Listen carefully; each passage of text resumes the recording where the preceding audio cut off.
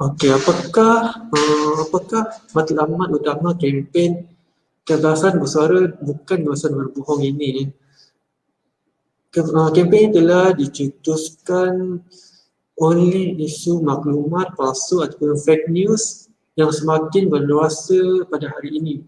Kita tengok hari demi hari berita palsu itu memang akan ada, walaupun pelbagai inisiatif telah dijalankan untuk mengekang berita-berita berkenaan daripada terus menular. Jadi terdapat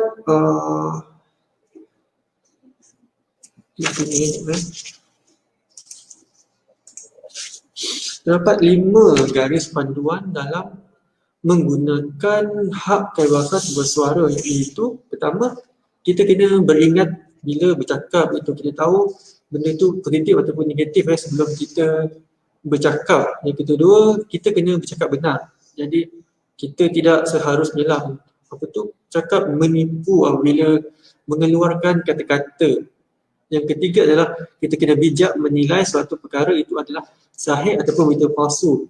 Kita sebagai rakyat yang berintelektual tidak seharusnya menyebarkan berita-berita yang kita tidak tahu tahap kesahihan berita-berita berkenaan. Itu yang ketiga. Keempat, kita meluahkan pendapat berdasarkan fakta, bukannya bukan benda-benda atau berita-berita yang kita tidak tahu benda itu adalah sahih ataupun tidak. Yang kelima adalah memberi pandangan tanpa menyebarkan kebencian.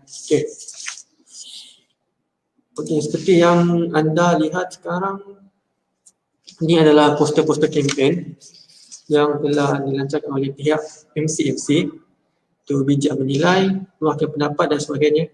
Anda boleh tengok dekat skrin sekarang.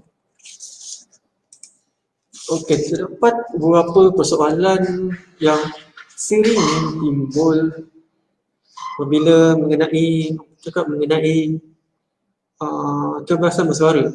Kita sebut je kebebasan bersuara, memang persoalannya akan timbul. Itu yang pertama.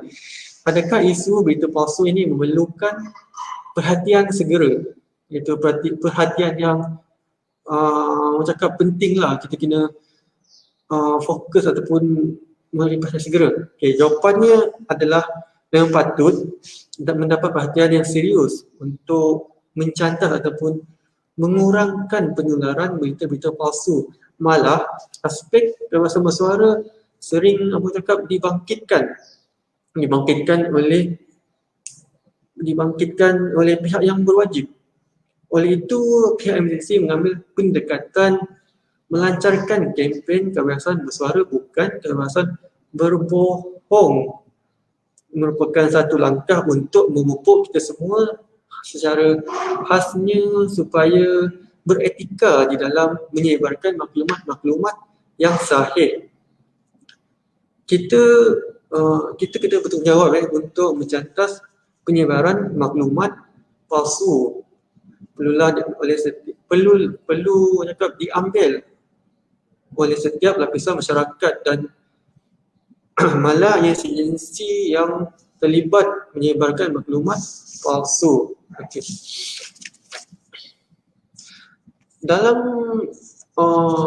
Dalam fenomena kita melawan pandemik COVID-19 yang kita tengok semakin serius hari ini, kita seringkali dihidangkan dengan pelbagai berita-berita yang tidak tepat kerana kebanyakan individu telah beralih ke media perdana dalam mendapatkan maklumat. Hal ini kerana sedikit sebanyak orang mula duduk di rumah dan individu kena tidak membuat apa-apa kan. Sudah tentu dia akan cuba melayari internet, melihat Facebook, Twitter. Jika berita-berita itu disebarkan oleh platform berkenaan, kadang-kadang orang yang membaca tu dia tanpa fikir panjang terus menyebarkan maklumat tersebut. Jadi timbul persoalan, adakah rakyat Malaysia mudah percaya kepada maklumat yang disebarkan melalui tindakan membohongi? Okay, soalan ni agak crucial ataupun penting juga untuk dijawab. Menurut Prof. Madya, Dr. Sarah Chinnasamy, iaitu analisis politik dan media sosial UiTM, berkata apabila terdapat banyak sangat orang dan peluang untuk kita layari bagi mendapatkan maklumat seperti platform Facebook, Twitter, Instastory, blog, media persendirian, dan kalau dilihat kita ada kelonggaran dari segi pembukaan media persendirian melalui portal online, sudah tentu rakyat terdedah kepada pelbagai jenis maklumat di dalam platform media sosial. Jadi ini adalah satu keadaan yang kita tidak dapat elakkan kecuali kita membuat satu undang-undang yang begitu efektif dari segi pengenalan online portal. Okey, menurut kenyataan Prof. Madya, Dr. Seri Chinnasamy ni, kita boleh nampak betapa pentingnya kita mengekang penyebaran maklumat palsu supaya berita-berita yang disebarkan itu adalah betul-betul berita yang sahih.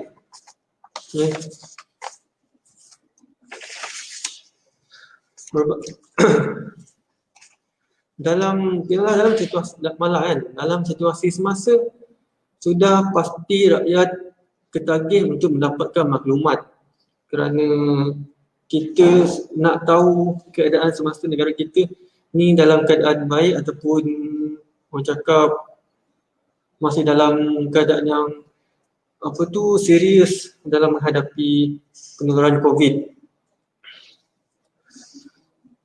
Oleh itu, kempen Kebebasan Bersuara bukan Kebebasan Berbohong ni merupakan satu langkah yang proaktif kepada rakyat untuk lebih bertanggungjawab, terutama dalam krisis sekarang.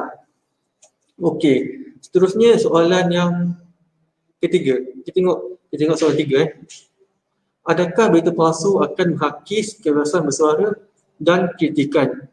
Kita tahu dalam Perlembagaan Malaysia ni ada menyatakan bahawa setiap rakyat bebas untuk menyatakan pendapat dan bersuara. Tapi adakah kita sewenang-wenangnya boleh menyebarkan berita tanpa tahu benda itu sahih ataupun tidak? Berdasarkan konsep berita palsu, kita tahu berita palsu ni suatu benda yang tidak sahih. Oleh itu pihak berwajib perlulah merangka konsep apakah definisi berita palsu secara terang supaya rakyat dapat memahami apakah berita palsu. Jadi kat sini saya boleh cakap berita palsu ni dia sedikit sebanyak boleh menghakis kebebasan bersuara, sebab benda-benda macam ni tidak boleh disebarkan.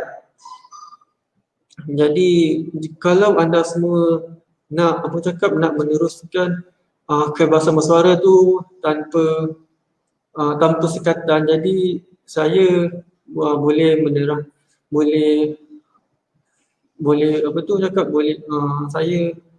menasihati anda supaya menyebarkan berita-berita yang anda pasti kesahihan, bukannya anda rasa ataupun anda rasa benda tu sahih, okey boleh sebar. Tak boleh macam tu kita kena tahu benda tu sahih baru kita boleh sebar. Okey, seterusnya setiap benda ni memang akan mendatangkan impak. Jadi sudah semestinya berita palsu juga akan mendatangkan kesan yang negatif. Rasanya berita palsu ni hanya mendatangkan kesan negatif yang lebih banyak daripada positif. Okay, yang pertama ni kita nampak sini adalah sentimen perkauman dalam kalangan masyarakat. Okay, kita tahu negara kita ni terdiri daripada pelbagai kaum seperti Cina, Melayu, India, Kedazan, Iban dan sebagainya. Berita palsu ni dikuatiri akan memecah belahkan masyarakat.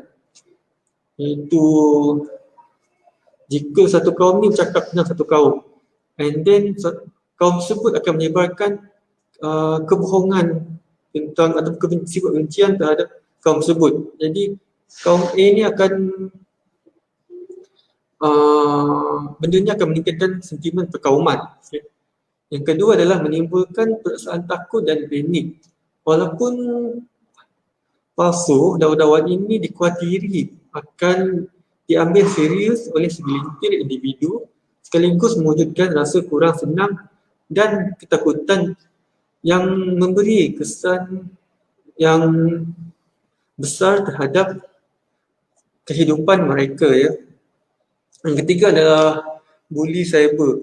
Berita palsu yang menyasarkan kelompok tertentu akan membawa kesan besar. Individu ini akan diganggu di media sosial, disasarkan dengan kecaman, keinginan dan ancaman yang kadang-kadang membawa kepada impak kehidupan yang sebenar.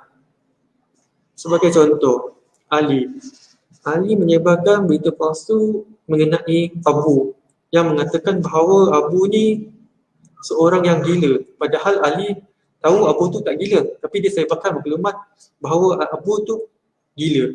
Jadi apabila berita-berita itu disebarkan dari individu A ke individu B ke individu C, benda tu akan menyebabkan si Abu ni rasa tertekan.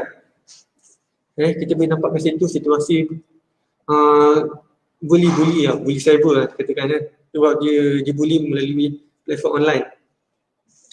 Yang seterusnya adalah perniagaan akan terjejas. Seseorang individu jika seorang individu ni menularkan mengenai